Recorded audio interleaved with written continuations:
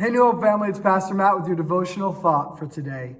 In Proverbs chapter 16, King Solomon writes, "There's a way that seems right to a man, but its end is the way to death." I believe this can apply in so many categories in our lives. I mean, we have all kinds of sin struggles, and sin in the moment can seem so appealing. It can seem so life-giving, right? When our perspective isn't right, we can think, man, the pleasures that serving myself in this moment will bring to me outweigh anything else. It will bring me a fulfilled life if I do this thing. In that regard, it can be what seems right to us in the moment, but its ultimate leading is to death. Because ultimately we know that sin in any category leads to death.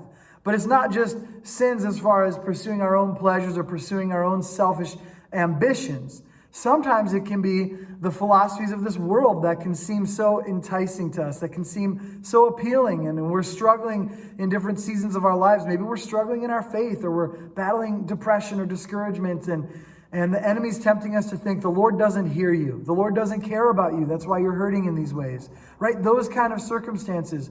And that can lead us then to try and find fulfillment in things other than Jesus himself, in other places, going to other places. And we might think those things are so wonderful, but ultimately those things that seem right in that moment, again, their end is death.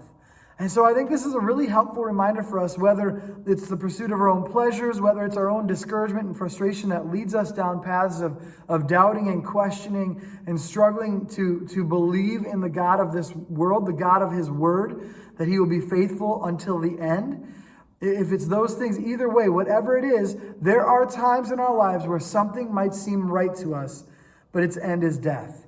And again, it may be in any of those categories, it may be in another way, but we have to remember that the only way to have life, to have true life, is in Jesus Christ himself. And so when things that we know are not in line with God's word come before us, we can outright dismiss them because we know that their end is death.